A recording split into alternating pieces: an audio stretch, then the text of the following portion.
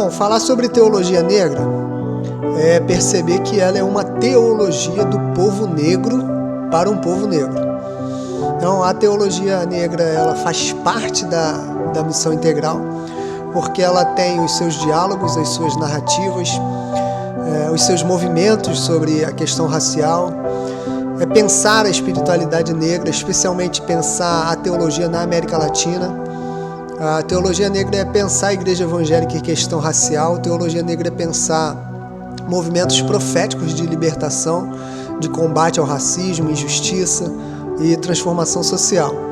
Então, a gente precisa também pensar que a teologia negra ela não é exclusividade do negro, mas ela sai do povo negro como um reconhecimento do seu lugar, da sua mensagem, as suas lutas por justiça, as suas lutas por diálogos de transformação social, que às vezes a gente esquece de olhar, especialmente as questões históricas, e perceber que uma luta do branco é diferente da luta do negro. O negro sofre com questões de escravização, segregação racial, injustiça social, racismos ao longo de centenas de anos, de milhares de anos. Então, a teologia negra ela tem como base essa sua luta pelas questões de justiça e de transformação social. Ela possui algumas características, tá? Então, pelo menos 4 características, porque quando a gente olha dentro dos contextos dela, dentro das peculiaridades dela, a gente percebe que uma coisa importante dentro da teologia negra é exatamente a corporalidade. O corpo é importante. O corpo, ele é muito...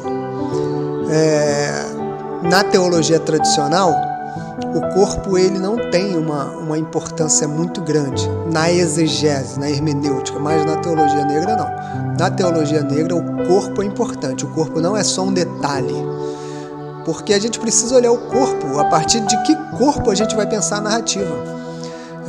Corpo que é sofrido, aquele corpo que é alvo dos tiros, aquele corpo que é alvo das torturas, aquele corpo que é alvo dos preconceitos, aquele corpo que é alvo das segregações, aquele corpo que é alvo das violências. Então, a teologia negra, ela é uma teologia que passa pelo corpo. Os corpos que chocam, porque existem corpos que são padrão para a teologia tradicional, mas para a teologia negra não. Para a teologia negra é importante todos os corpos, especialmente os corpos que são desprezados, os corpos que são abandonados nas ruas, os corpos que são desrespeitados. Então não tem como a gente falar sobre teologia negra se não falarmos sobre a corporalidade, a importância da teologia do corpo, do toque, do abraço, das cores, dos contextos. Bom, um segundo ponto é a territorialidade. Além da gente perceber o corpo, nós precisamos perceber o espaço, precisamos perceber qual o ambiente, precisamos perceber que os lugares, eles são relevantes. O sujeito, na teologia negra, ele é pensado a partir do seu ambiente. E o sujeito e o ambiente como hermenêutica da missão integral. Não tem como nós olharmos a teologia da missão integral e desrespeitarmos o corpo, desrespeitarmos o sujeito, desrespeitarmos o ambiente, porque o ambiente ele é essencial para a hermenêutica da missão integral. As comunidades ribeirinhas, as favelas, os bairros, as vielas, as cidades, os territórios, lugares abandonados, casas, lugares de podridão, lugares de pobreza, lugares de mazela. Então, o território é importante. A teologia negra ela sai do gabinete, ela sai da academia e, como Clodovis Barro diz, ela é uma teologia pé no chão. Ela traz para si a responsabilidade de perceber que o lugar do sujeito é muito importante para a teologia. É diferente uma teologia feita na América e uma teologia feita na América do Sul. Uma teologia no Leblon e uma teologia no Complexo do Alemão. Uma teologia aqui em Jacutinga e uma teologia lá na Finlândia. Então o corpo é importante, mas o território também é importante. Especialmente aqui no Rio de Janeiro, onde nós temos comunidades onde a gente tem favela, onde a gente tem lugares desprezados, a gente tem bairros pobres, cercados pela violência.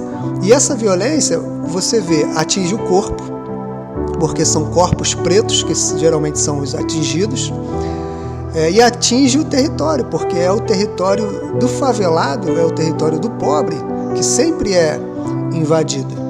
Então a teologia negra pensa o corpo, pensa o território. E um outro detalhe, a teologia negra pensa a afrocentricidade. A afrocentricidade é recuperar o lugar do continente africano no nosso pensamento teológico. Às vezes a gente não percebe o quanto de afrocentricidade nós temos nas narrativas, tanto do Antigo quanto do Novo Testamento. Nós temos Candace, nós temos Egito, nós temos Síria, nós temos Etiópia, nós temos o exemplo do Simão Cirineu, nós temos em Atos 6 várias situações e pessoas de lugares da África, e o próprio Egito como um papel importantíssimo na infância de Jesus, na história de Israel, nas narrativas do Antigo e do Novo Testamento. Então, não é apenas dizer que a gente não está aqui querendo afirmar que a narrativa africana ela é central na narrativa bíblica, não é isso, mas ela precisa ser recuperada como um lugar, como um contexto, como um ambiente de pensamento teológico, e principalmente perceber que Jesus ele vive um tempo da sua infância na África, ele vive um tempo da sua infância no Egito. Não é apenas dizer que Jesus era negro, ou que foi negro, ou de pele parda, mas é pensar realmente a cultura africana nessas narrativas literárias que nós possuímos nos evangelhos. É resgatar a presença do povo negro nas comunidades cristãs. Então é olhar a hermenêutica a partir desse ponto de vida e desse ponto de vista da narrativa da afrocentricidade. E o quarto e último ponto para a nossa reflexão sobre teologia negra e justiça e sua luta por justiça e transformação social é perceber essa cosmovisão dialogal. A teologia negra ela não roga para si uma imposição de Deus e da perspectiva sobre ele. A teologia negra não está preocupada em impor doutrinas ou costumes ou sistematizações teológicas. Ela está preocupada com as lutas pela justiça social, pela libertação, pelos diálogos de transformação. A teologia negra ela procura pontos de contatos de conexão que apontam para a justiça, que apontam para a relação, que apontam para a solidariedade, além das sistematizações, além das doutrinas, além das compreensões hermenêutico-teológicas, filosóficas. A teologia negra ela tem um pressuposto essencial que é a luta por transformação social, é o combate ao racismo, é a liberdade religiosa, os diálogos interreligiosos. Então, a gente entende que ela surge por volta dos anos 60 e 70, com a explosão dos movimentos nos Estados Unidos, tanto do Martin Luther King como do James Cone. E na história da igreja é a teologia da missão integral e a teologia negra, ela identifica os sujeitos negros que foram usados por Deus para a expansão dessa consciência, para a pregação do evangelho, ao passo que nessa relação do dia a dia, a teologia negra vai apontar as potencialidades do sujeito negro, de modo que quando ela faz isso, ela age na desconstrução dos ambientes propícios para o racismo. Então, esse é um resumo da ideia da teologia negra.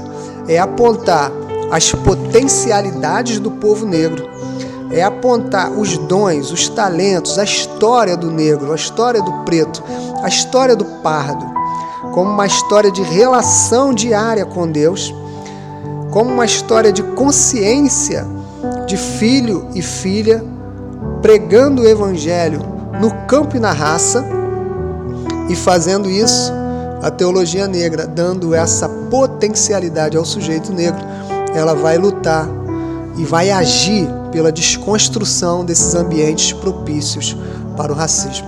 Essa é a nossa luta na teologia negra. Não é uma teologia liberal, não é uma teologia que esconde Cristo, pelo contrário, coloca Cristo no seu lugar de Senhor e nós como servos, mas Senhor pardo, um Senhor preto, um Senhor que sabe muito bem o que é lutar por justiça e transformação social.